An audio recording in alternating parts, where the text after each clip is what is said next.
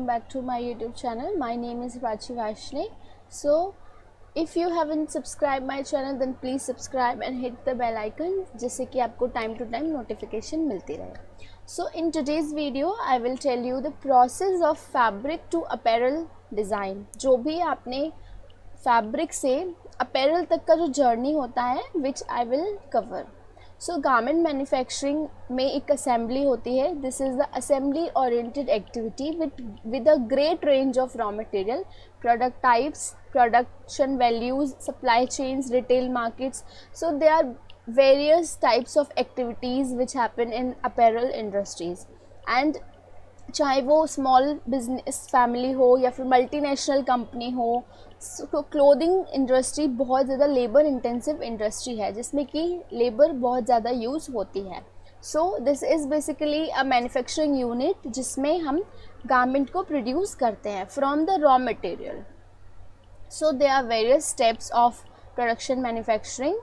First is design और sketching, pattern designing, sample, production pattern, grading, marker making, spreading, cutting, sorting and bundling, sewing and assembling, inspection, pressing and finishing, final inspection, packaging, and last is dispatch.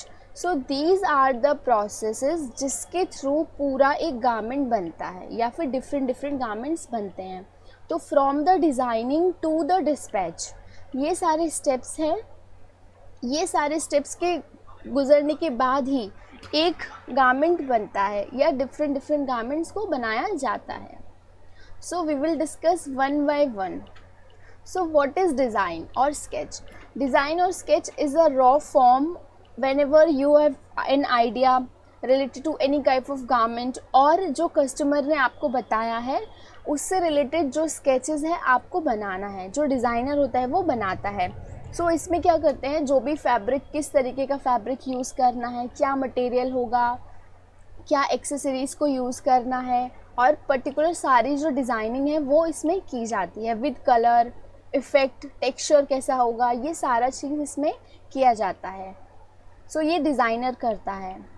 Next is pattern designing. तो pattern designing is a method जिसमें कि हमने pattern को create करना है, different types of patterns को create करना है. जैसे आप स्क्रीन पे देख सकते हैं कि डिफरेंट पैटर्न्स होते हैं. स्लीव का पैटर्न, बॉडिस ब्लॉक और डाउन जो बॉटम पार्ट है उसका pattern.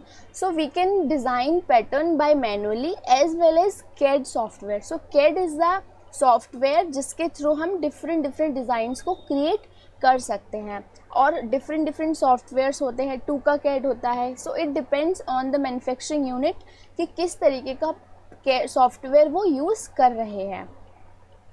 Next is sample making. So this is the very important step of making any garment. So sample making क्या होता है, जो आपका मर्चेंडाइज़र है वो लेबर को इंस्ट्रक्शन देता है कि इस तरीके का सैम्पल बनेगा. ऑल द रिक्वायरमेंट्स जो बायर की हैं उस तरीके से सैम्पल बनाया जाता है. इसमें इम्पॉर्टेंट चीज़ ये होती है कि डिफरेंट टाइप्स के सैम्पल होते हैं. Proto sample, fit sample, photoshoot sample, different sample. तो जो बायर की रिक्वायरमेंट है वो किस तरीके का सैम्पल चाहता है, फिट सैम्पल चाहता है या फिर फ़ोटो ही चाहता है उस पर्टिकुलर सैम्पल की. So it depends. And sometimes sample को सेंड भी किया जाता है बायर्स के पास जिससे कि वो अपने सामने टच करके देख सके कि क्या प्रॉब्लम्स हैं. उस प्रॉब्लम्स को आइडेंटिफाई करके देन फिर वो मर्चेंडाइजर से कांटेक्ट करता है कि इफ़ ही इज़ और she is facing any kind of problem in that particular sample, then फिर वो जो मर्चेंडाइजर है वो चेंजेस करता है. Then after sampling we will produce production patterns in different sizes like small, medium, large, जो भी बायर की रिक्वायरमेंट है.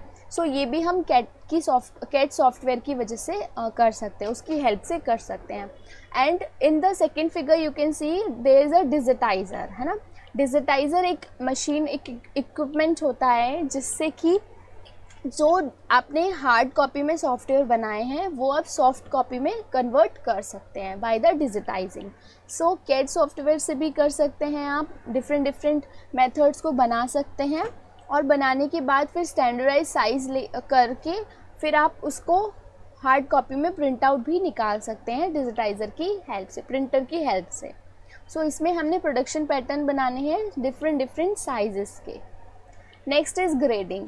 Grading is a method for increasing और डिक्रीजिंग द साइजेस। तो इसमें जैसे कि मैंने आपको बताया कि आप या तो कैट सॉफ्टवेयर से या मैनुअली डिफरेंट साइज़ के मेथड्स बनाइए, पर वो बहुत ज़्यादा डिफ़िकल्ट वर्क हो जाता है, लेबर इंटेंसिव वर्क हो जाता है, टाइम कंज्यूमिंग हो जाता है। That's why we are using here graded वाला सॉफ्टवेयर। जो कैट सॉफ्टवेयर होता है उसमें ही ग्रेडिंग कर सकते हैं। सो इसमें हमने सिंपल साइजेस को इंक्रीज़ करना है या फिर decrease according to need. If you have make the small size, अगर आपने स्मॉल साइज़ बनाया है या फिर मीडियम बनाया है, अब उससे आपको लार्ज बनाना है, एक्स्ट्रा लार्ज बनाना है, तो उसके लिए आप पॉइंट्स को इंक्रीज़ करेंगे अकॉर्डिंग टू साइज़। कितना उन्हें ईज चाहिए, कितना ये चाहिए, तो इसके अकॉर्डिंग जितना भी इंक्रीजमेंट और डिक्रीजमेंट है ना साइजेस में, ब्लॉक्स में, पैटर्न्स में, उसी को हम ग्रेडिंग मेथड बोलते हैं। सो इससे हम एक पैटर्न से डिफरेंट साइजेस को बना सकते हैं। Marker making.